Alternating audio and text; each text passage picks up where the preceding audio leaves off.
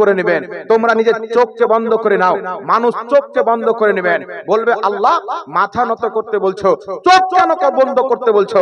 আল্লাহ পাক বলবেন এই ময়দানে হাসরের লোক শোনো, আমার নবীর মেয়ে ফাতেমা দুনিয়াতে এত পর্দা করেছে, আজ পুলসিরাত পার হবে, আমি চাই যে এই কিয়ামতের ময়দানে সবাই তো উলঙ্গ আছে, কিন্তু আমার নবীর মেয়ে ফাতেমাকে যেন কেউ দেখতে না পায়, পুলসিরাত পার করে জান্নাতে চলে যায়। সুবহানাল্লাহ।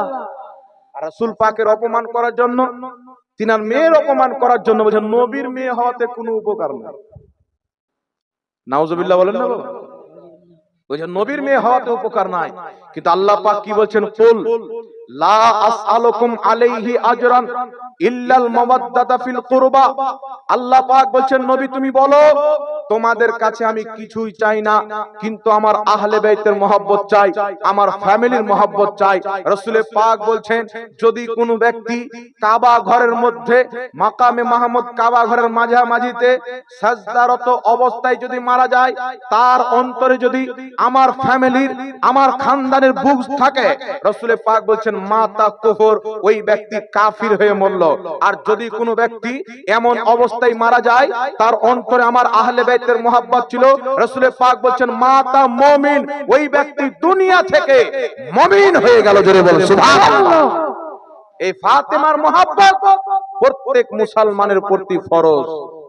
কেউ বলুক আমি ফাতেমাকে মানি না, ও বেটা কাফির, মুসলমানই নয়। শুধু ফাতেমা নয়, হযরতে ফাতেমার কোখ থেকে ইমামে হুসেন জন্ম নিয়েছেন, ইমামে হাসান জন্ম নিয়েছেন, ইমামে হুসেন ও হাসান থেকে তিনার বেটা তিনার বেটা তিনার বেটা কিয়ামত পর্যন্ত যত সৈয়দ হবে তাদের তাজিম করা, সম্মান করা, তাদেরকে মহব্বত করা প্রত্যেক মুসলমানের প্রতি ওয়াজিব আছে। জোরে বলেন সুবহানাল্লাহ। কেন ওয়াজিব আছে? নবীর বংশ হওয়ার কারণে। আর এই ব্যাপারে বলেন নবী নিজের মেয়ে ফাতেমাকে বাঁচাতে পারবে না, নবী নিজেই ফেল করে তাকিয়ে থাকবে আমার নেকির পাল্লা ভারী হচ্ছে না গুনার পাল্লা ভারী হচ্ছে। এ তো ভুল বলে না। ওয়াহাবি আর ইহুদি একই ঘাটের দুই কুকুর, মানে ইহুদি জন্ম দিয়েছে ওয়াহাবিকে, এদের তো নবী কোনো উপকারে আসবেন না। এরা হচ্ছে গুস্তাখে রাসূল, এরা হচ্ছে বেঈমান। বেঈমানের শাফাত নবী মুস্তাফা কিয়ামতের ময়দানে করবেন না, আমার নবী মুস্তাফা মুমিনদের শাফাত করে তাদেরকে জান্নাতে নিয়ে যাবেন। ওয়াহাবি বেঈমান, তাদের কোনো উপকারে নবী আসবেন না। সুন্নিরা ঈমানদার, তাদের উপকারে আসবে। জোরে বলেন সুবহানাল্লাহ। এখানে একটি কথা আপনাকে বলে দিই বিরাদর ইসলাম, একটি কথা বলে দিই, এরা বলতে চাই যে রাসূলুল্লাহর গোলাম বলা যাবে না। বলে কি বল না? বলছে আমরা আল্লাহর গোলাম, রাসূলুল্লাহর গোলাম বলা যাবে না। তবে আপনাকে বলতে চাই আল্লাহ পাক কোরআন পাকে বলেন কুল ইয়া ইবাদি, হে নবী তুমি বলো হে আমার গোলামরা। নবী বলছেন আমার বান্দাকে তুমি নিজের গোলাম বলে ডাকো।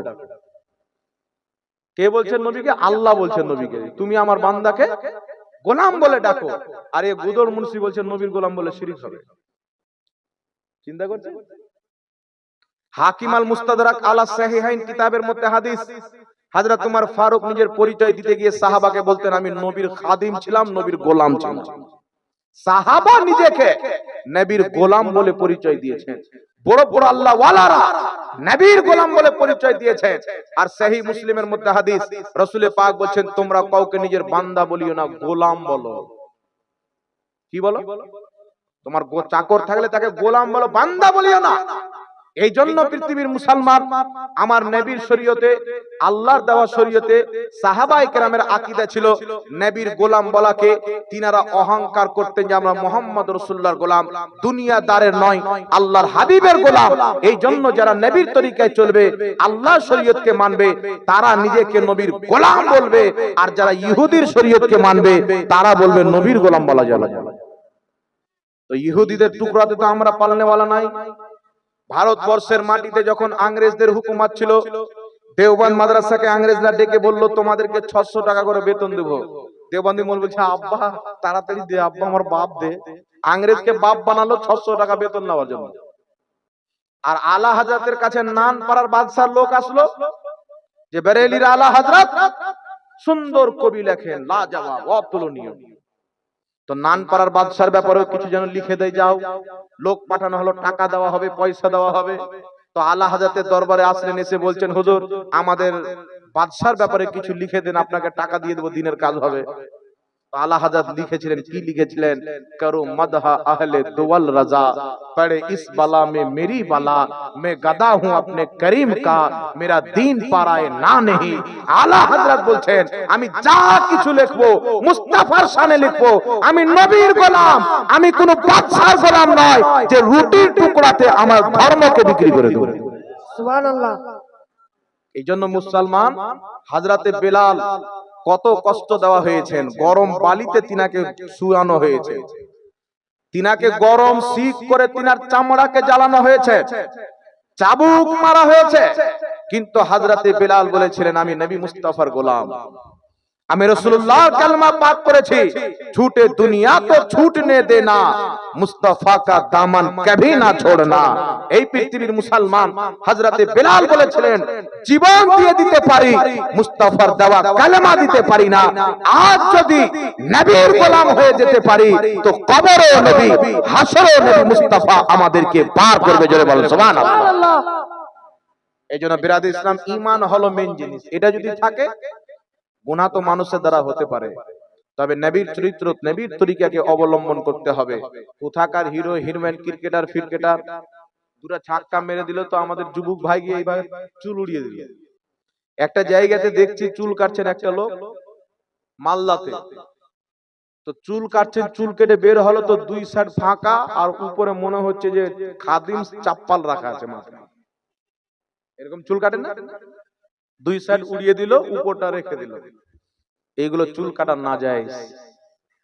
ওটা তো ওটা ভোটের টাইমে আপনাদের এখানে ডেহুচুমোড় আরাজি কাসিমপুরে মাদ্রাসা আছে, ওই মাদ্রাসায় আমি পড়তাম। তো ওখানে যখন পড়তাম, আমরা অনেক ছোট ছিলাম, অনেক বছর আগে। তো ভোটের টাইমে দেখছি, তো একটা লোক সব চুল কেটে ফেলে দিয়েছে, খালি হাত ছাপ রেখে দিয়েছে, মানে কংগ্রেসের পার্টি।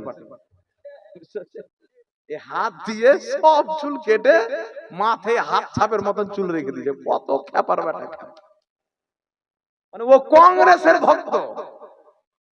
কিছু টিএমসির ভক্ত আছে, ও এখানে নিয়ে চলবে ওর ছাপ। কেউ বিজেপির ভক্ত আছে, ও ওর ছাপ নিয়ে চলবে। তো আমরা তো নবী পাকের ভক্ত, আমরা তো রাসূলুল্লাহর ভক্ত। তো আমরা চললে কি নিয়ে চলবো? মাথায় টুপি নিয়ে চলবো, চেহারাতে দাড়ি নিয়ে চলবো। এই জোরে হবে না সুবহানাল্লাহ? সুবহানাল্লাহ। মাথায় টুপি নিয়ে চলবো, চেহারাতে দাড়ি নিয়ে। আর যদি কোনো ওয়াহাবি মৌলবি বলে তারাবি নামাজ 8 রাকাত না 20 রাকাত, বলে তুই তো মুসলমান নয়, রাকাত নিয়ে কি করবি? নাকি বলে, তুই যদি 5 কোটি রাকাত তারাবির নামাজ পড়িস, তো তোর বেকার। গোলাম আহমদ কাদিয়ানী নিজেকে নবী দাবি করেছিল, ও 5 ওয়াক্তের নামাজ পড়তো, ওর নামাজ কাজে আসবে। ইবলিস 6 কোটি বছরের ইবাদত করলো, আল্লাহ সব কবুল করে নিল। আদমের সম্মান করলো না, সব আল্লাহ বেকার করে দিল। তো এরা আদম নবী নয়, যেই নবী আদমেরও নবী, ওই নবীর সম্মান করেন না। দেখবেন বাংলাদেশে মৌলবি আছে, বলছে নবী আত্মহত্যা করতে গেছিলেন। আত্মহত্যা করা হচ্ছে হারাম। আমার নবী কি হারাম কাজ করার পরিকল্পনাও করতে পারে? এটা ধারণাও হতে পারে। আমার আপনার নবীর ব্যাপারে বাংলাদেশে একটা মৌলবি বেরিয়েছে, এই মৌলবি হচ্ছে আবার ডিজিটাল মৌলবি। ডিজিটাল মানে সালমান খানের আপন ভাই বললেই চলে। এবারটা আবার চশমা লাগিয়ে হিরোগুলোর মতন স্টাইল দিয়ে বক্তব্য দিবে, ডিজিটাল লোক। আর কিছু যুবক মনে করছে, বাপরে মৌলবি হলো এ, মানে ওর বাপ সালমানের সাথে মিলে। এবার বক্তব্য দিচ্ছে, আল্লাহ নবী সাল্লাল্লাহু আলাইহি ওয়াসাল্লাম তো সিগনেচার করতে জানতেন না, ওনার তো আক্ষরিক জ্ঞান ছিল না। আলিফ বাতাসা লেখা থাকলে ওনার কাছে একটা রহস্যের মতো, উনি চিনতেও পারতেন না যে কি লেখা, কাকে 1 বলে, কাকে 2 বলে, কাকে 3 বলে, উনি এটাও পড়তে জানতেন না। এ কোন খ্রিস্টানকে নবী মানে ও ব্যাটেই জানে। আমার নবী মুস্তাফা, আমরা জিনাকে নবী মানি, খোদার কসম পৃথিবীর কোন মানুষ ওই জিনিস শুনে না যেই জিনিস আমার নবী শুনতে পায়। পৃথিবীর কোন মানুষ দেখে না যেই জিনিস আমার নবী দেখতে পায়। রাসূল বলছেন, আসমান যখন আল্লাহর জিকির করে, তার জিকির করার আওয়াজ আমি নবী নিজের কানে শুনতে পাই। রাসূল বলছেন আমি জমিনে দাঁড়িয়ে সাত আসমানের উপরে জান্নাতের হাউজে কাউসারকে দেখতে পাই। রাসূল বলছেন আমি যেমন সামনে দেখি তেমন পিছনে দেখতে পাই। রাসূল বলছেন তোমরা যেটা অন্তরে ধারণা করো আমি নবী সেটাকেও দেখতে পাই।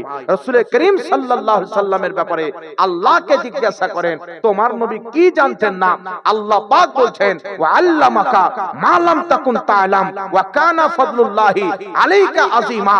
আল্লাহ বলছেন আমার নবীর প্রতি আমার সবচাইতে বড় অনুগ্রহ হলো আমার নবী যা জানতো না আমি আল্লাহ সব শিখিয়ে দিয়েছি। সুবহানাল্লাহ। সব শিখিয়ে দিয়েছি। আল্লাহ বলছেন আর রহমানু আল্লামাল কুরআন, আমি আমার নবীকে কোরআন শিক্ষা দিয়েছি। এখন বলেন কোরআন পাকে আক্ষরিক জ্ঞান আছে না নাই? কোরআন পাকে লেখার জ্ঞান আছে কি নাই? দুনিয়াতে এমন কোনো জ্ঞান নাই যে কোরআন পাকে নাই। বাবা এই ওয়াহাবির দল বলছে লড়তে জানতেন না, কে বলছে পড়তে জানতেন না, কে বলছে আক্ষরিক জ্ঞান জানতেন না। ইংল্যান্ডের মাটিতে একটা সম্মেলন হলো, মুসলমানও গিয়েছে, ইহুদিও গিয়েছে, খ্রিস্টানও গিয়েছে, হিন্দুও গিয়েছে, সব গিয়েছে। তো একজন শিখ দাঁড়ালো। শিখ দাঁড়ানোর পর তাদের ধর্মের যে গুরু, গুরু নানক নাকি নাম বলে, আমাদের ধর্মের গুরু গুরু নানক, এ দাঁড়িয়ে বলছে আমাদের গুরু নানক আর খুব জ্ঞানী ব্যক্তি ছিলেন, সব জানতেন। তারিফ গুণগান করলো যতটুকু পেল। বাপ যদি আপন বাপ থাকে না, বেটা মিথ্যাও তারিফ করে, আমার বাপ খুব ভালো করে। বাপ যদি চুরিও করে তো বেটা বলবে খুব ভালো। বুঝতে পারছেন? মিথ্যাও তারিফ করে, এটা স্বাভাবিক কথা। তারপরে একটা খ্রিস্টান দাঁড়িয়ে গেল, ওই যে আমাদের নবী ঈসা আলাইহিস সালাম মুর্দাকে জিন্দা করতেন, অসুস্থ ব্যক্তিকে শেফা দান করতেন, মাটির পাখি বানিয়ে তার মধ্যে আত্মা ভরে দিতেন, মুসলমানদের কোরআনে লেখা আছে, এও তারিফ করলো। ইহুদি গিয়ে বলছেন আমাদের নবী মুসা আলাইহিস সালাম সুবহানাল্লাহ আল্লাহর সাথে ডাইরেক্ট কথা বলতেন, এও গুণগান করলো। এবার ওয়াহাবি দাঁড়িয়ে বলছে আমাদের নবী সুবহানাল্লাহ লিখতেও জানতেন না, পড়তেও জানতেন না। ইহুদিও বলছে আমি একে তারিফ করতে ডেকেছিলাম, এ বেটা জেনে বদনাম করছে। জামাতে ইসলামী দেওবন্দিকে ডাকা হলে বলছে সিগনেচারও করতে জানতেন না, 1 2 3ও জানতেন না। এটা সুন্নি লোক ছিল, বেটা হট। আমার নবীর তারিফ শুনতে হয়তো শোনো, বেরেলির আহমদ রাজা যে তারিফ করেছেন সেটা বলে দিচ্ছি।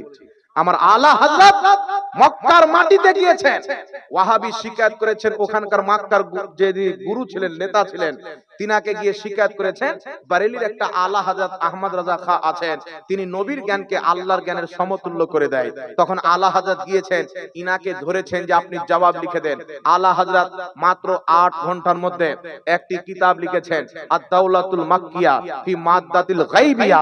এই কিতাব 8 ঘন্টার মধ্যে লিখে যখন মক্কার নেতাকে হাজির করে দিলেন, সেই কিতাবকে পড়ে তিনারা তাজ্জুব হয়ে গেলেন। আলা হযরত লিখছেন আমরা নবীর জ্ঞান এবং আল্লাহর জ্ঞানের মধ্যে কতটুকু তফাৎ মানি। আল্লাহর জ্ঞান যদি 7 সমুদ্র হয়, এর চাইতেও বেশি আল্লাহর জ্ঞানের সীমা নাই। আল্লাহর জ্ঞান বুঝানোর জন্য বলছেন। আলা হযরত লিখছেন আল্লাহর জ্ঞান 7 সমুদ্র, এর চাইতেও বেশি আল্লাহর 7 সমুদ্র জ্ঞান, এর চাইতেও বেশি। তার সামনে একটা চিড়িয়া নিজের চোঁচে যতটুকু পানি নাই, আল্লাহর জ্ঞানের সামনে আমরা নবীর জ্ঞানকে চিড়িয়ার চোঁচের পানির সমতুল্য মনে করি না। তারপর আলা হযরত লিখছেন এখানে আমাদের আকীদা শেষ নয়। এইবার যদি আমার নবীর জ্ঞানের সামনে প্রত্যেক নবী, প্রত্যেক ফেরেশতা, প্রত্যেক জিন্নাত, প্রত্যেক ওলি, প্রত্যেক মুফতি, প্রত্যেক বিজ্ঞান, প্রত্যেক মাস্টার, প্রত্যেক ইঞ্জিনিয়ার, প্রত্যেক লেখক, প্রত্যেক গবেষকের জ্ঞানকে যদি, সারা সৃষ্টির জ্ঞানকে যদি মুস্তাফার জ্ঞানের সামনে কম্প্রোমাইজ করা হয়, তুলনা করা হয়, তো রাসূল পাকের জ্ঞান 7 সমুদ্র, রাসূলুল্লাহর জ্ঞানের সামনে সারা পৃথিবীর জ্ঞান এক ফোঁটা চিড়িয়ার চোঁচের পানির সমতুল্য নাই। জোরে বলেন সুবহানাল্লাহ। এই কথা যখন বললেন সবাই বলেন আমরা কি তারিফ করলি, একটা কথাতে সবকে ডুবিয়ে দিল, একটা কথাতে ডুবিয়ে দিল। এই জন্য পৃথিবীর মুসলমান রাসূলুল্লাহর প্রাণ খুলে প্রশংসা যদি শুনতে হয়, সুন্নি জামাতের আলেমের কাছে। আর এ বেটারা কি প্রশংসা করবে জানেন? আমার নবী সকালবেলা খেজুর খেতেন, বিকেলবেলা পানি খেতেন। এ শুধু আমল নিয়ে চলছে, ঈমানটাই ঠিক নেই তো আমল নিয়ে কি করবি? ঈমান ঠিক নাই তো আমলটা নিয়ে কি করবি? এই জন্য বিরাদর ইসলাম, আমরা রাসূল করিম সাল্লাল্লাহু আলাইহি সাল্লামের উম্মত, কাকে ফলো করতে হবে একটু জোরে বলেন, জোরে বলেন, কাকে ফলো করতে হবে? এখন যদি এখানকার 2-4টা যুবক ভাই আমার খবর পায় যে নতুন ডিজাইনের জিন্স প্যান্ট বেরিয়েছে, জিন্স প্যান্ট, সকালবেলা হাজির হয়ে যাবে দোকানে গিয়ে, কোন নতুন ডিজাইনের প্যান্ট এসেছে দে, নতুন ডিজাইনের। আমাদের মা বোনরা যদি শুনতে পাই এখন তো লক্ষ্মী ভাড়ের টাকা। আমার স্ত্রী বলছেন চলো ঈদের বাজার করতে যাই। ঈদের 6 দিন আগে গিয়েছি বাজার করতে আমাদের ঝাড়খণ্ডে উদুয়া বলে একটি জায়গা। তো বাজার করতে গিয়েছি তো 4 ঘন্টা খালি লাইনে দাঁড়িয়ে থাকতে লেগেছে, মানে ওই যে লক্ষ্মী ভাড়ের টাকা। এইদিকে লক্ষ্মী ভাড় আর আমাদের ঝাড়খণ্ড হচ্ছে লক্ষ্মী ভান্ডার। সব মেয়ে টাকা পেয়েছে ঈদের আগে, সব মেয়েকে 7,500 করে টাকা দিয়েছে আমাদের ঝাড়খণ্ড সরকার।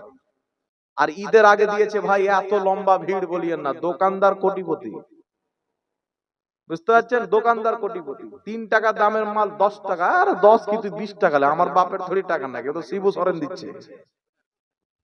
এত লম্বা লাইন লক্ষ্মী ভাড়ের টাকাতে মা বোনেরা আর বলিয়ে না 4 ঘন্টা লাইনে দাঁড়িয়ে থাকতে হয়েছে।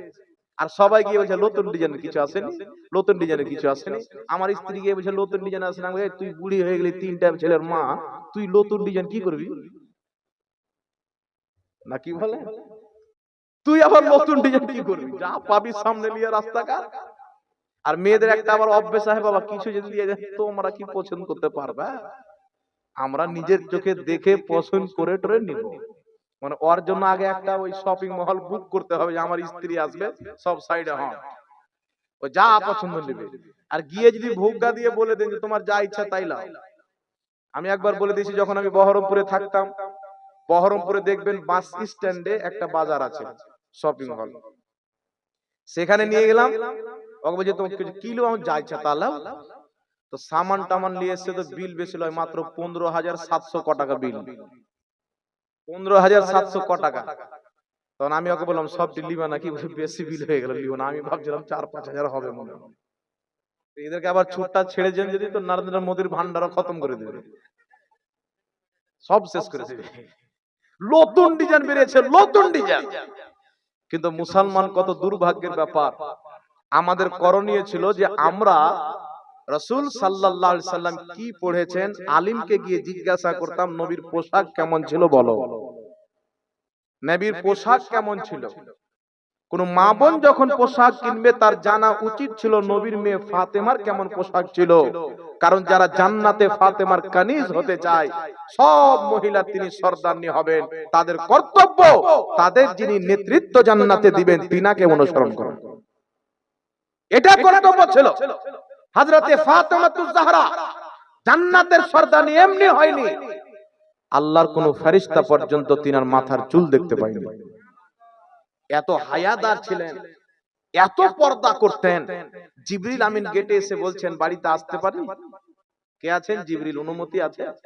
আল্লাহর ফেরেশতা অনুমতি চেয়ে নবী মুস্তাফার মেয়ের বাড়িতে যাচ্ছেন, কত পর্দাশীল ছিলেন। আর আমাদের এখানে নাম্বার আসলি ইসরাইল আলাইহিস সালাম আত্মা নিয়ে ফাটাং চলে গেলেন, কোনো অনুমতি নাই। আমি হইবা আমার বাপ, না কি বলেন? তো নবীর ফ্যামিলি আর আমাদের ফ্যামিলি কোথায়? সারা পৃথিবীর আত্মা কবুজ করছেন ইসরাইল, আমার নবীর মেয়ের আত্মা কবুজ ডাইরেক্ট আল্লাহ নিজের কুদরতের মাধ্যমে করেছেন। এত পর্দা করতেন, মালকুল মউত পর্যন্ত তিনাকে হাত লাগাতে লজ্জা বোধ করতেন। আমি বলি যেই রকম পর্দা আমার নবীর মেয়ে ফাতেমা করেছেন, তিনার পর্দার 100% এর মধ্যে 1% যদি মুসলিম মহিলারা করে, আল্লাহ তার কদমের বরকতে জান্নাত দান করবেন। এটা আমাদের কর্তব্য বাবা। কিয়ামতের ময়দানে একটা মহিলা তার বড় ভাইকে জাহান্নামে নিয়ে যাবে, তার বাপকে জাহান্নামে নিয়ে যাবে, তার স্বামীকে জাহান্নামে নিয়ে যাবে। বলবে আল্লাহ আমার বাপ কোনোদিন পর্দার কথা বলেনি, আমার ভাই পর্দার কথা বলেনি, আপনার বোন খালি মাথায় বাড়ি থেকে বের হচ্ছেন, আপনি গলার জোর করে বলেন এই মাথা ঢেকে পর্দা করে বাড়ি থেকে বের হয়। আর এইগুলো যে চুড়িদার আছে পড়ছে, ঠিক আছে, প্রত্যেক বাড়ির এক মহিলার কাছে, প্রত্যেক মহিলার কাছে বরখা থাকাটা আবশ্যক যেন হয়ে যায়, বাড়ি থেকে বের হবে বরখা পরে। আমার দেশে চলতে থাকুক বা না থাকুক, চালু করতে হবে সিস্টেম। যখন মুসলমান মুস্তাফাকে অনুসরণ করবে, মুসলমানের প্রতি কেউ যদি আঙ্গুল তুলে, এই আঙ্গুল কাটার জন্য আল্লাহ আসমান থেকে ফেরেশতা পাঠিয়ে দিবেন। আজ আমরা এত লজ্জিত কেন? আমাদের প্রতি জুলুম কেন? কখনো এনআরসির বিল পাস করা হচ্ছে মুসলমানের বিপক্ষে, ওয়াকফ বোর্ডের কানুন পাস করা হচ্ছে মুসলমানের বিপক্ষে, ফিলিস্তিনে মারা হচ্ছে মুসলমানকে, গাজাতে মুসলমানকে মারা হচ্ছে, ফ্রান্সে মুসলমানকে অপমান করা হচ্ছে, নিউজিল্যান্ডের মাটিতে মসজিদে মুসলমানকে গুলি করা হচ্ছে, ভারতের মাটিতে মুসলমানকে মারা হচ্ছে, কিন্তু আল্লাহর পক্ষ থেকে কোন চমৎকারী ক্ষমতা কেন আসে না, গায়বী সাহায্য কেন আসে না? আমরা এইগুলো যে সাজা পাচ্ছি, এগুলো আমাদেরই ইনকাম, আমাদেরই কামাই। আমরা আমাদের মা বোনকে পর্দা করতে শিখাইনি বলে শত শত মহিলা হিন্দুকে বিয়ে করে 3 দিন 3 বছর পর 4 বছর পর কেটে নদীতে ভাসিয়ে দিয়েছে, বস্তায় ভরে ফেলে দিয়েছে, লাপাতা করে দিয়েছে। যদি আমরা আমাদের মা বোনকে নবীর মেয়ে ফাতেমার আদর্শ শিখাতাম, কমপক্ষে অমুসলিমকে বিয়ে তো করতো না। আমরা যদি আমরা পর্দাটা শিখাতাম, কমপক্ষে বেহায়া তো হতো না। কিন্তু মুসলমান আমরা কতটুকু নবীকে অনুসরণ করি?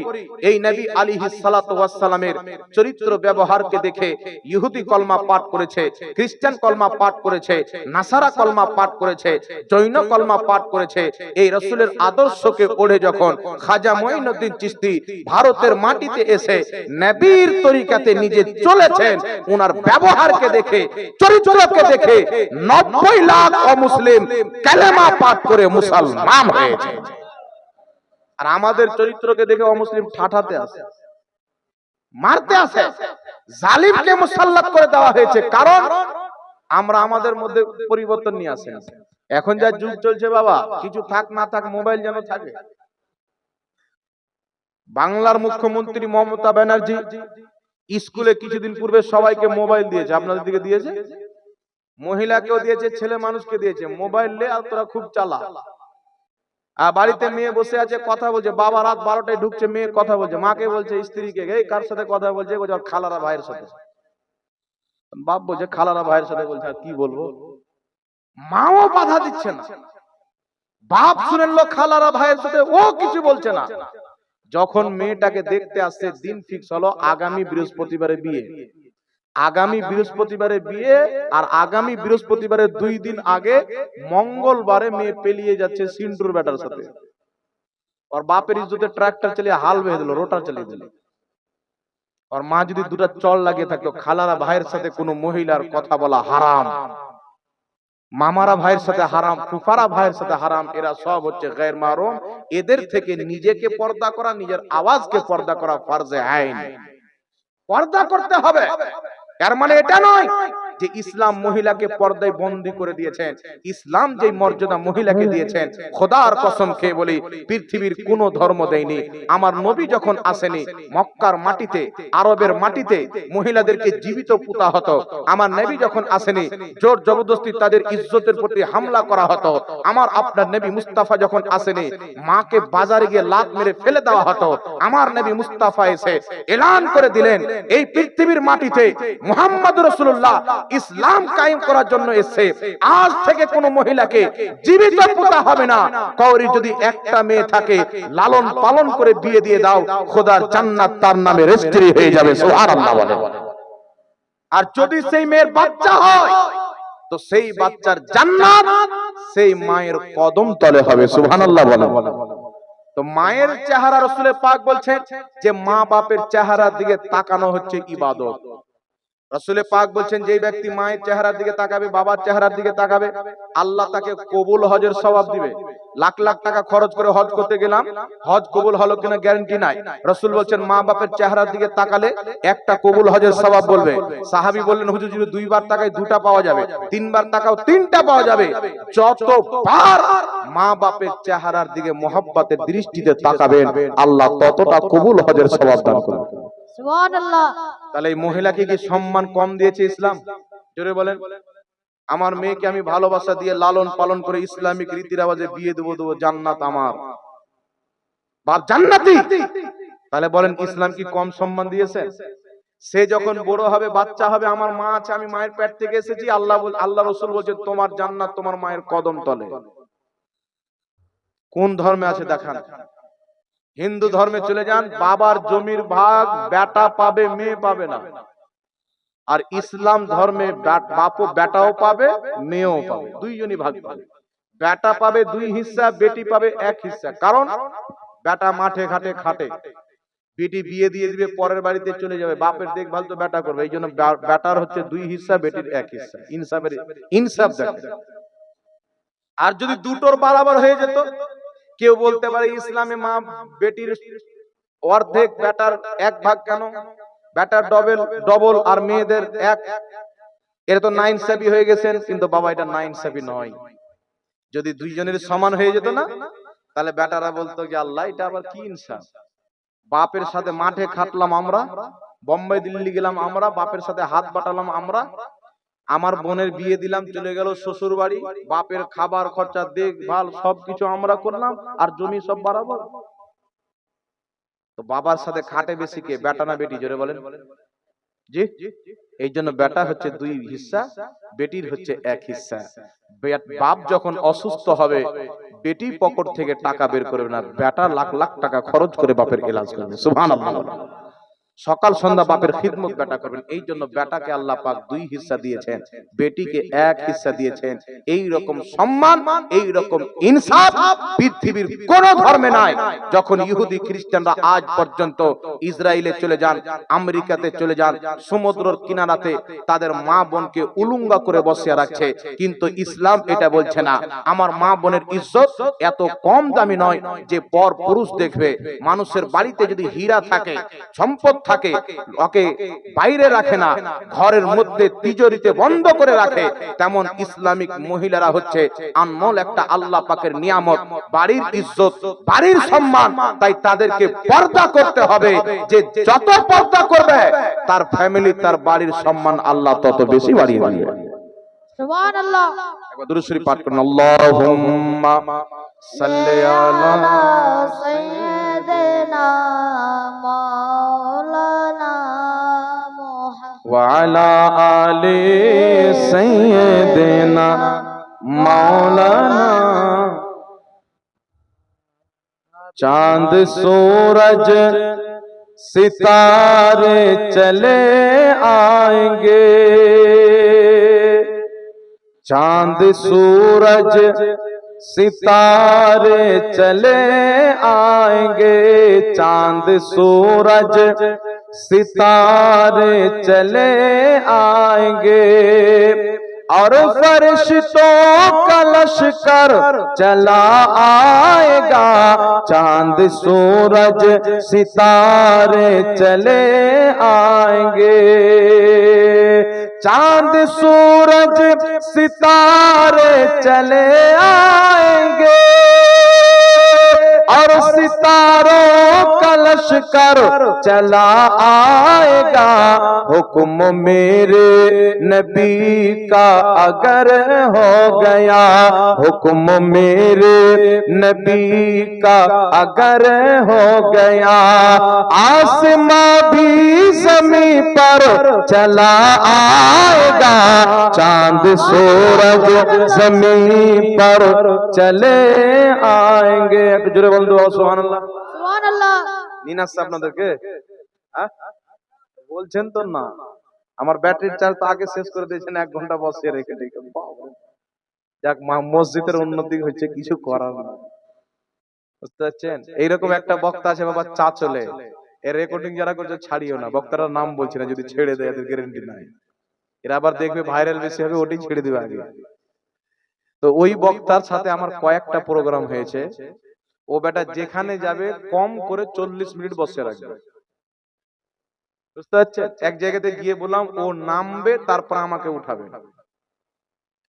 বক্তা যখন বক্তব্য দিতে আসে না, তো ব্রেনে একটা মৌজু নিয়ে আসে, বিষয় নিয়ে আসে, যে এই বিষয়ে এইভাবে এইভাবে মানুষকে বলবো। এখানে এসে যখন 8 ঘন্টা বসে দিলেন কিনা, ওরা সব মৌজু খাল্লাস হয়ে গেল। ওমা আলাইনা ইল্লাল বালা, কোন ফায়াকুন, বুঝতে পারছেন? খাল্লাস। তো আমি বললাম ওকে নামাবেন, তারপরে যাও। কমেন্ট হয়েছে, ঠিক আছে হুজুর, আমরা বলে দিয়েছি, আপনি গেলেই নেমে যাবেন। আমি গিয়ে বসে আছি, 45 মিনিট পাক্কা বসিয়ে রাখে। মনে হচ্ছে আমি ফকির, আমার চেহারা দেখবে আর ভিক্ষা উঠাবে। কিছুদিন আগে একটা নিউজ দেখছিলাম, ধ্রুব রাঠি বলে একটা ছেলে আছে, ও নিউজ চালাচ্ছে। তো নিউজটা দেখলাম, তো বোম্বে এবং মধ্যপ্রদেশে কিছু লোক আছে, বাচ্চা গালাকে কিডন্যাপ করে ওদের ট্যাং হাতকে ভেঙে বা অন্ধ করে দিয়ে গুঙ্গা জিব্বা কেটে গুঙ্গা করে দিয়ে ওদের হাতে কোটরা দিয়ে বসিয়ে দেয়, সকালবেলা সন্ধ্যাবেলা নিয়ে চলে যায়, যত ভিক্ষা করে সব নিয়ে নেয়। তো সিস্টেম ওরকম হয়ে গেল, হুজুর বসে থাকলে কারেকশনটা বেশি হবে, এর চেহারা দেখবে মানুষ সব ভিক দিবে। ফকিরের মতো লাগছে নাকি? জি, ফকিরের মতো লাগছে নাকি? তো যাক, ওখানে গেলাম, 45 মিনিট বসে রাখলো বাবু, হালুয়া তো টাইট। আর আমরা এলে থাকি, বুঝতে পারছেন, প্রত্যেকদিন প্রোগ্রাম। আজকে এখানে এসেছি বাঁকুড়া থেকে জালসা করে। কোথায় থেকে? বাঁকুড়া কত দূর? বাঁকুড়া থেকে এখানে জালসা করতে এসেছি। আর এখানে এসে 1 ঘন্টা বসে থাকলে বক্তারা, আপনি বসে আছেন ঠিক আছে, বক্তারা বসে থাকতে পারবে না। রাত্রি জাগলে শরীরে বল থাকে না। আমাকে যদি বলেন যে 10 মিনিট দাঁড়িয়ে থাকতে বলেন, আমি দাঁড়িয়ে থাকতে পারবো না। আঞ্জার মাঞ্জার রাত্রি জেগে সব ঢিল হয়ে গেছে, বুঝতে পারছেন। গত বছরের অক্টোবর থেকে নিয়ে এই যে অক্টোবরের মাস থেকে নিয়ে রমজান পর্যন্ত আমার মাত্র 3টা ডেট ফাঁকা রেখেছিলাম আরাম করার জন্য, একদিন ফাঁকা ছিল না, কন্টিনিউ জলসা। কোনোদিন আবার 2টা করে। এদিকে আবার কেউ ফোন করছে, হুজুর আমাদের এলাকাতে 2-1টা ওয়াহাবি এসে বিভ্রান্তি করছে, আবার মাস দিতে আবার দিনে চলে গেলাম, 3টা হয়ে গেল। বুঝতে পারছেন? হ্যাঁ, ওয়াহাবিদেরকে বাঁশ কি করে দিতে হয় আমরা ভালো করে জানি। এরা মানুষের ঈমানকে ধ্বংস করে। আর বলছে যে নামাজ পড়ে না ওই ব্যক্তি, তুমি যদি নামাজ পড়ে, স্ত্রী যদি নামাজ না পড়ে বিয়ে তালাক, স্ত্রী যদি নামাজ পড়ে, স্বামী যদি না পড়ে বিয়ে তালাক। কত ওয়াহাবি আছে ওর বাপও নামাজ পড়ে না, ওর মাও নামাজ পড়ে না, তাহলে বিয়েটা তালাক। ওই ওয়াহাবি গুলো হারাম জানে না, যারও সন্তান আপনারা চিন্তা করে এমন এমন ফাতোয়া দিচ্ছে, এ মন মানানি। কোরআন হাদিসে এগুলো ফাতোয়া নাই, নিজের বাপ দাদার বানানো হাদিসের অপব্যাখ্যা করে, কোরআনের অপব্যাখ্যা করে। এই জন্য বিরাদর ইসলাম ইউটিউবের মাধ্যমে, ফেসবুক, সোশ্যাল মিডিয়ার মাধ্যমে একমাত্র সুন্নি জামাত ছাড়া অন্য করের বক্তা চেক করব বলেও শুনবেন না। কথা বুঝছে? আপনাকে কেউ যদি বলে যে এই গেটলিতে পায়খানা ভরা আছে, তবে তার উপরে বিরিয়ানি রাখা আছে, তাহলে আর আপনি এটা খুলবেন? জি, এরা যতই ভালো কথা বলুক, এদের ভিতরটা হচ্ছে পায়খানা ভরা আছে, ঈমান নাই। এমন জায়গাতে গিয়ে আটাক করে দিবে যেটা বিশ্বাস করলে আপনার ঈমান আকীদা সব চলে যাবে। আমি যে বক্তার নাম নিলাম, কাজ্জাবিন ইহুদি বাংলাদেশের, ওর চেহারাতে কোনো নূর নাই। দেখবেন তো মনে হবে শয়তান সকাল সন্ধ্যা জায়গা পায় না, এর মুখই পেশাব করে যায়। এই জন্য শুধু নবীকে গালি দেয়। বলছে নবীর মুখ দিয়ে দুর্গন্ধ বেরোতো, নবী মরে মাটির সাথে, নবী কবরে মরা মানুষ পড়ে আছে। এইগুলো নোংরা নোংরা ভাষা আল্লাহ নবীর শানে বয়ান করে। আর ওয়াহাবিদের নিয়ম হলো যে যত বেশি নবীর অপমান করবে, ওদের তত বড় শায়েখ। যে যত নবী পাককে মানে তুচ্ছ করতে পারবে, এদের নিকটে ও তত বড় শায়েখ। আর সুন্নিদের একটা মিশন হলো, আমি চোর হতে পারি, জুয়ারি হতে পারি, নাসাড়ি হতে পারি, বদমাইশ হতে পারি, গুন্ডা হতে পারে, কিন্তু নবী মুস্তাফার বেয়াদব হতে পারে না, নবীর বেয়াদব হতে পারে না। এই জন্য আমাদের সুন্নিদের যত বক্তা আছে, একটা বক্তা দেখান মিস্টেক করেও নবীর তাওহীন করেছে, খুঁজে পাবেন না। এদের ভরি ভরি বক্তা নবী লিখতে জানতো না, পড়তে জানতো। আমরা বুখারীতে আছে বুখারী 2699 নম্বর হাদিস, আমার নবী নিজেই সিগনেচার করেছেন, এই দাজ্জাল কানা বুখারীও পড়ে। বলছে আমি 6 মাস খুঁজলাম, 6 মাস খুঁজলাম, লা ইলাহা ইল্লাল্লাহ মুহাম্মদুর রাসূলুল্লাহ কোন হাদিসের কিতাবে লিখে পেলাম না। ও বেটা আবার বলছে আমি 35 বছর থেকে হাদিস পড়াচ্ছি। ও হাদিস পড়াচ্ছে না, ঘোড়ার ডিম খাচ্ছে, ওর বাপ মা জানে। 6 মাস খুঁজে লা ইলাহা ইল্লাল্লাহ কলমা খুঁজে পাইনি, তো ও হারামজাদা 20 রাকাত তারাবি খুঁজে পাবে? উত্তর দিনাজপুরে বসবাস করে, আর ও রায়গঞ্জ চিনে না, তো বেটা গাজল কি করে চিনবে নাকি বাবা? উত্তর দিনাজপুরে বাস করে যদি রায়গঞ্জ না চিনে, তো গাজল চিনতে পারবে? তো ইসলামের মেন ভিট হচ্ছে লা ইলাহা ইল্লাল্লাহ মুহাম্মাদুর রাসূলুল্লাহ। আর ও কলেমাটাই খুঁজে পায়নি, তো বলবো নি ওই বেটা আমার 20 রাকাত তারাবি কি করে খুঁজে পাবে, 3 রাকাত বেতর কি করে খুঁজে পাবে, আর আপনার জানাজার পর দোয়া কি করে পাবে, আর দাফনের পর দোয়া কি করে পাবে? তো আমার মনে হয় ওর আব্বার সার্টিফিকেটও খুঁজে পায়নি যে ওর বাপ আছে না নাই। আল্লাহ হেদায়েত দান করুক, সকলে পড়ুন আল্লাহুম্মা আমিন। মুনাফিককে আল্লাহ পাক, মুশরিককে, কাফিরকে, সকলকে হেদায়েত দিয়েছেন, কিন্তু নবীর যারা গুস্তাখি করেছেন তাদেরকে আল্লাহ হেদায়েত দেয়নি। এই জন্য বিরাদ ইসলাম, এগুলো বোকা মৌলবি, গাধা মৌলবি, এদের থেকে নিজের ইমানকে বাঁচিয়ে রাখবেন। কতই ভালো কথা বলুক, রাসূলে পাক বলছেন প্রকাশ্যে তারা মিষ্টি মিষ্টি কথা বলবে, মানুষ মনে করবে এর কত সুন্দর কথা বলছে, এরাই তো সত্যবাদী মনে হয়, কিন্তু ইসলামের সাথে তাদের কোনো সম্পর্ক থাকবে না। তাদের এখানে আমাদের নবী মুস্তাফার আদব নাই। এই জন্য বাংলাদেশে একটা মৌলবি পেয়েছে, বাংলা পড়া মৌলবি, আদনান বলে নাম, শুনেছেন? এই মৌলবীর একটা বক্তব্য দেখলাম, বলছে মুহাম্মদ সাল্লাল্লাহু আলাইহি ওয়াসাল্লাম হচ্ছে আমাদের ভাই, তো আমরা আমাদের ভাইয়ের দ্বীনের জন্য কি করলাম? মনে হচ্ছে ওর মায়ের বোনকে বিয়ে করেছিলেন, ওর খালু হলো, ওর বড় চাচার বেটা ভাই হলো, বুঝতে পারছেন? এমন ভাবে লাহেজা বলছেন, নবীকে ভাই বলা যাবে? আল্লাহ কোরআন পাকে বলছেন মা কানা মুহাম্মাদুন আবা আহাদিম মির রিজালিকুম ওয়ালাকি রাসূলুল্লাহ ওয়া খাতামান নাবিয়্যিন। মুহাম্মদ তোমাদের মধ্যে কোনো ব্যক্তির বাবাও নয়, উনি একজন আল্লাহর রাসূল আর শেষ নবী, উনার পরে কোনো নবী আসবে না। আল্লাহ বলছেন বাবাও নাই, এই বেটা বলছে আমাদের ভাই। চিন্তা করছেন? এই জন্য বিরাদ ইসলাম রাসূলে পাক বলেছেন কেন ভাই বলা যাবে না? ভাইয়ের মহব্বতের একটা সীমা আছে, আছে না নাই?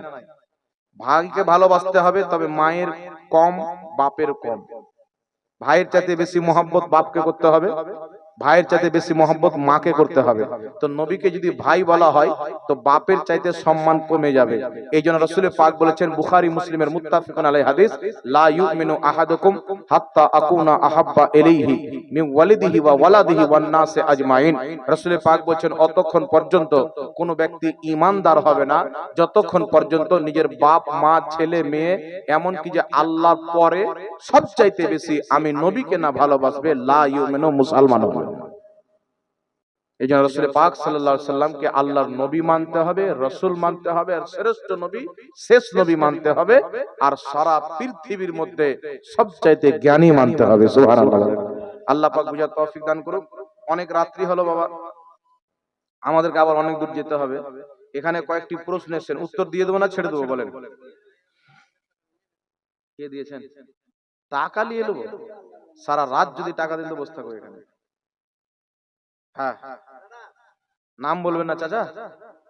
বিনা নামে 2000 টাকা দান দিয়েছে, আল্লাহ পাক কবুল করুন, আমিন সুম্মা আমিন। দেখ সবাই যখন আপন মনে দিচ্ছেন তো 100 টাকা করে সবাই দিন তো বাবা, হবে না? রেগে গেলেন? কিছু লোক এমন করে তাকিয়েছেন মনে হচ্ছে সোনা চেয়েলাম। 100 টাকা করে বেশি দিলে আপনার মেহেরবানি। এই দেখেন আসেন এইখানে রাখেন, আমার হাতে দিয়ে দেন। মাশাআল্লাহ, আমার হাতে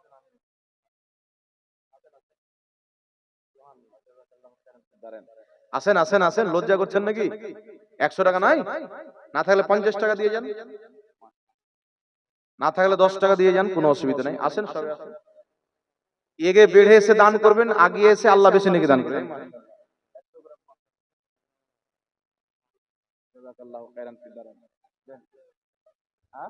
হ্যাঁ ঠিক আছে, 100 টাকা লোক, বেশি লোক না। এই জাযাকাল্লাহু খাইরান ফিদ দারাইন। মাশাআল্লাহ, সবাই দেন 100 টাকা করে, চা খেয়ে মানুষ ফুরিয়ে দিচ্ছেন, আল্লাহ আল্লাহ রাসূলের নামে দেন। মাশাআল্লাহ, জাযাকাল্লাহু খাইরান ফিদ দারাইন। আল্লাহ যারা দান করছেন তাদের রুজি রোজগারের ক্ষেত্র খালিয়ানে ব্যবসা বিজনেসে বেপনাহ বরকত দান করো। মাশাআল্লাহ, 200 টাকা 100 টাকা নেন। এই মাশাআল্লাহ, যা আছে দিয়ে যান, যদি কম থাকে সবার কাছে থাকে। মাশাআল্লাহ, ভালো আছেন?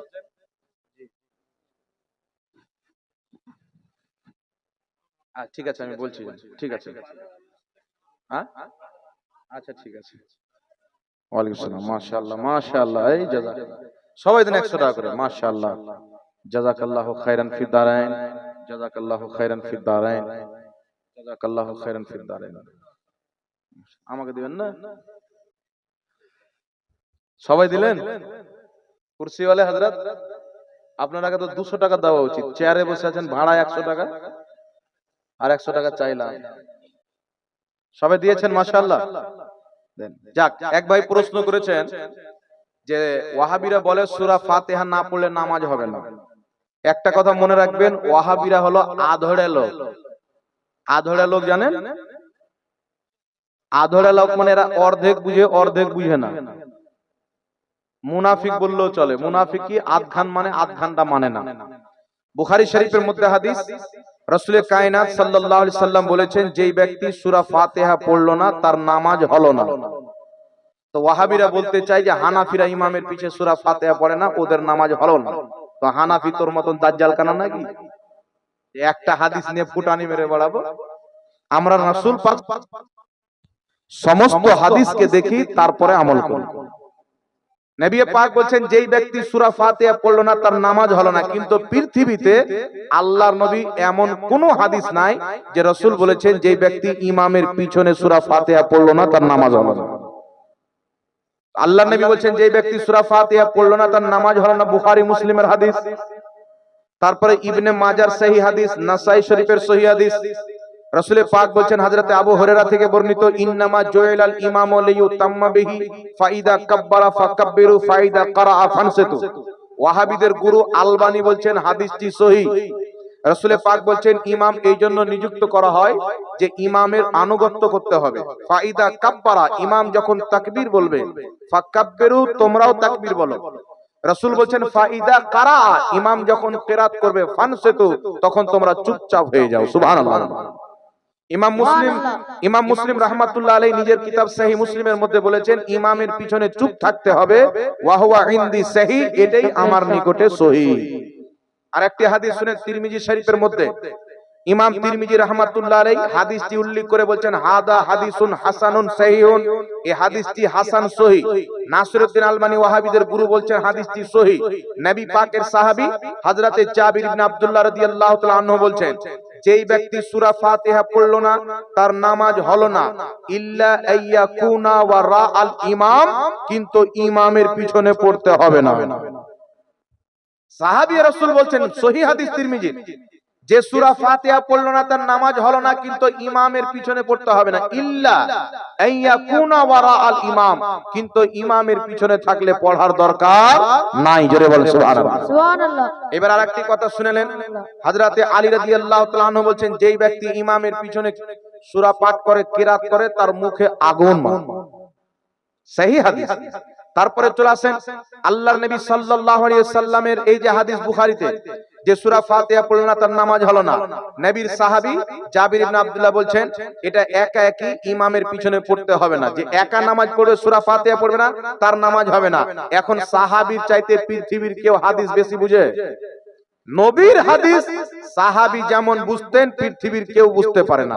তো নবীর সাহাবী হযরতে জাবির, যিনি জ্ঞানী গুণী সাহাবীদের মধ্যে, তিনি বলছেন ইমামের পিছে পড়তে হবে না, একা একই থাকলে পড়তে হবে।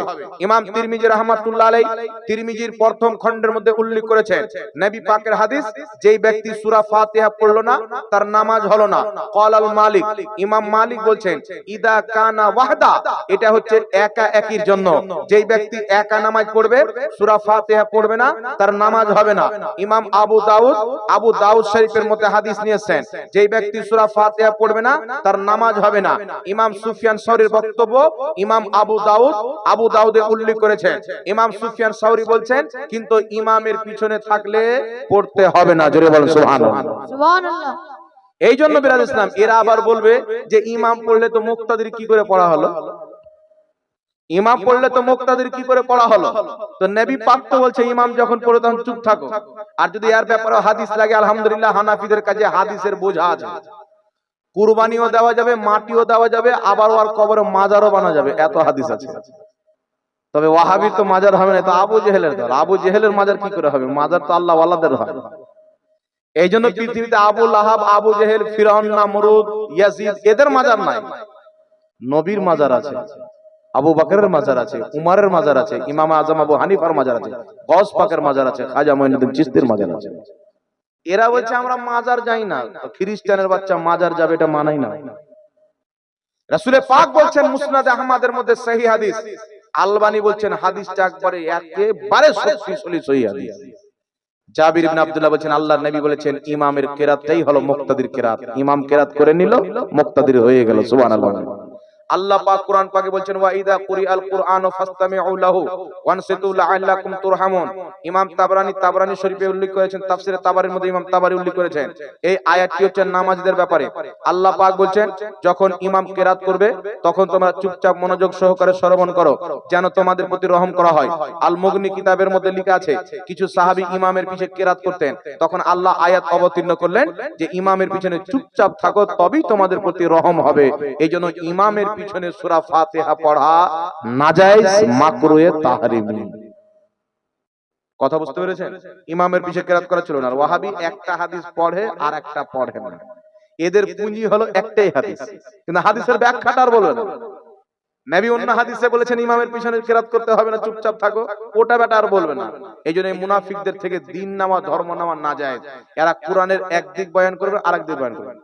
একটা ওয়াহাবিকে দেখছি কোরআন পাক খুলেছেন, আল্লাহ বলছে জমিন আসমান আল্লাহ ছাড়া কেউ গায়েব জানে না। বলছে হে নবী তুমি বলো যদি আমি গায়েব জানতাম অনেক কল্যাণ একত্রিত করে নিতাম, অর্থাৎ নবীকে বলতে বলছেন বল আমি গায়েব জানি না। এরপরও আপনি বলবেন যে নবী গায়েব জানেন, আমি কেন বলবো? তা আল্লাহ কোরআন পাকে বলছেন যে নবী গায়েব জানেন। সূরা জিন আয়াত নাম্বার 26-27 আল্লাহ বলছেন আলিমুল গায়বি ফালা ইযহিরু আলা গায়বিহি আহাদান ইল্লা মান ইরতাদা মির রাসূল।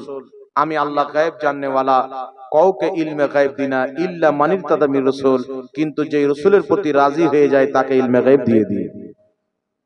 সূরা আলে ইমরান 179 নম্বর আয়াত আল্লাহ বলেন মা কানাল্লাহু লিইতলাকুম আলাল গায়বি ওয়ালাকিন্নাল্লাহা ইয়াসতাবি মির রাসূলিহি মাইয়াশা।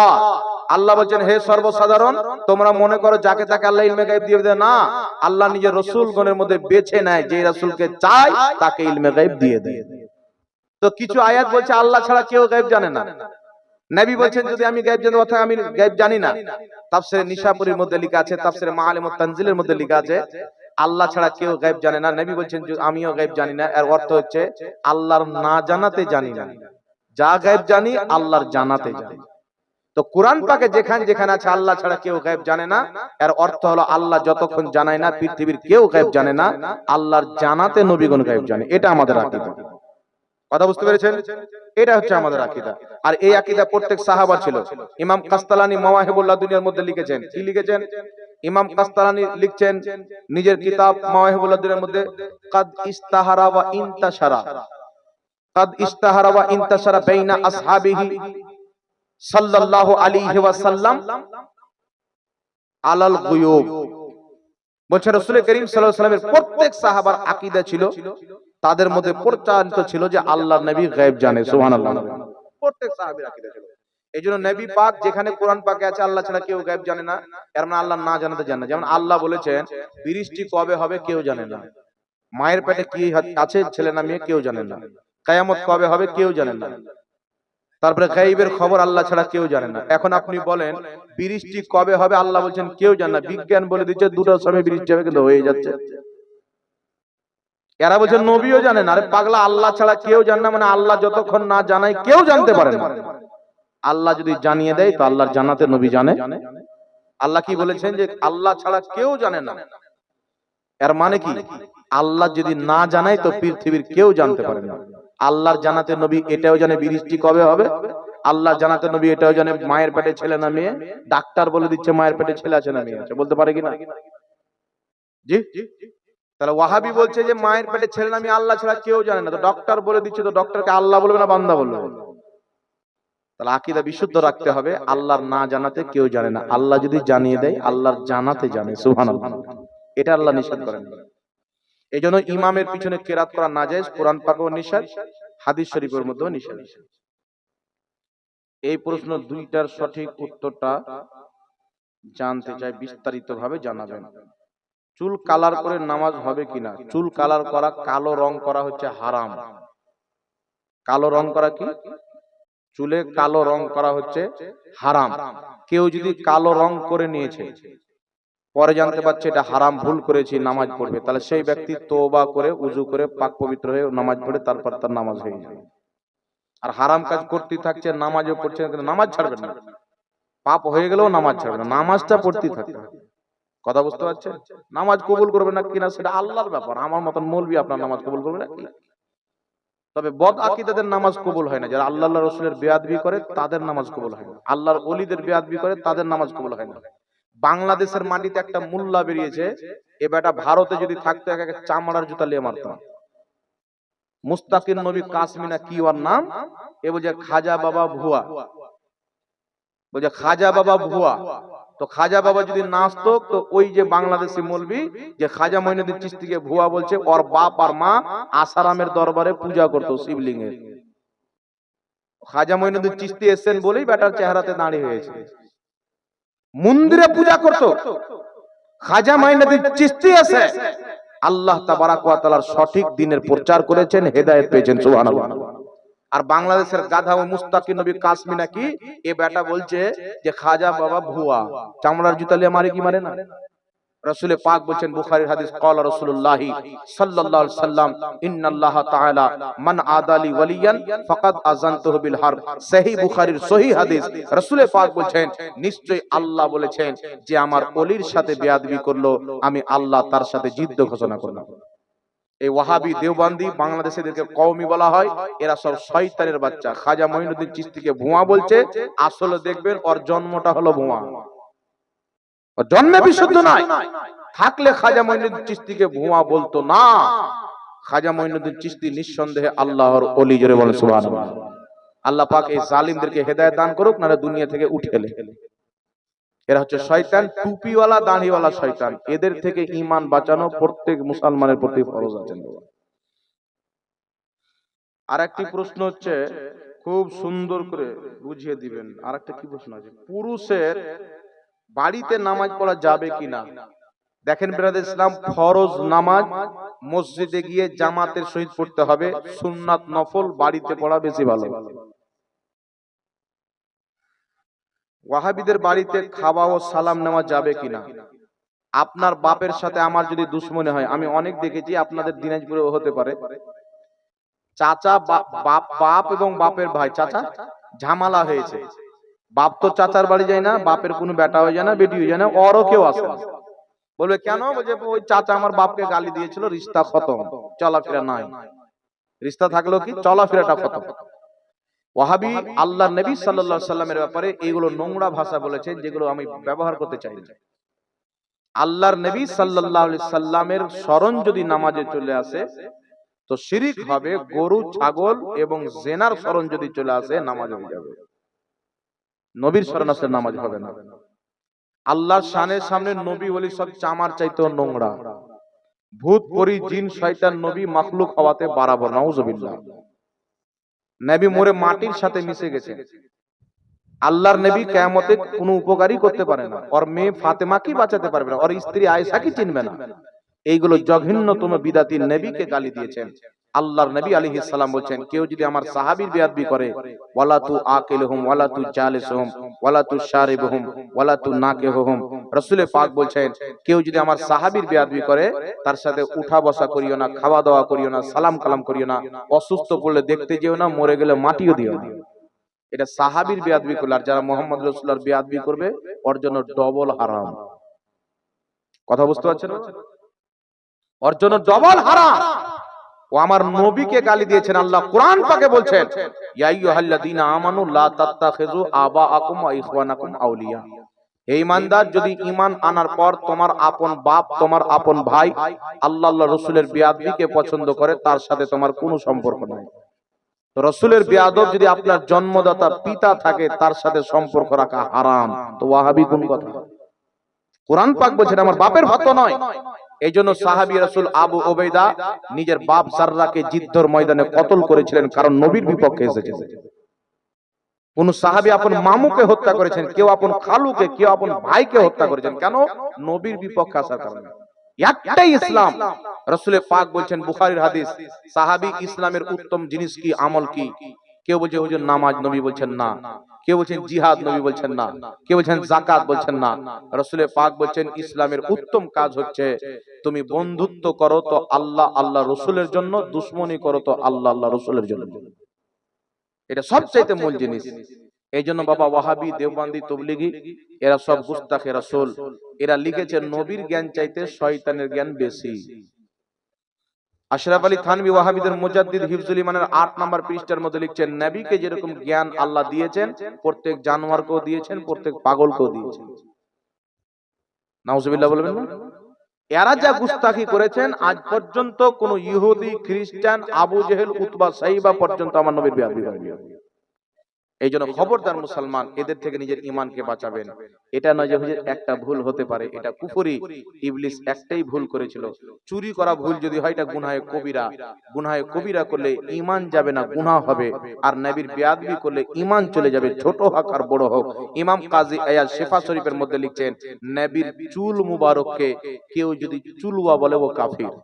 নবীর জুতো মুবারকের কেউ যদি অপমান করে ও কাফির।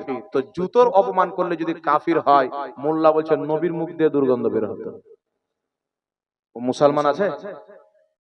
যে মুসলমানই নয় ভাই, ওর সাথে কিসের প্রশ্ন যে ওর বাড়ি খাওয়া যাবে কি যাবে না? হিন্দুর বাড়িতে খেলে অসুবিধা নাই, সবজি ভাত, ওদের জবাই করা মাংস নাই, কিন্তু ওয়াহাবির বাড়ি থেকে খাওয়া থেকে বাঁচবে। আল্লাহ পাক বুঝার তৌফিক দান করুন।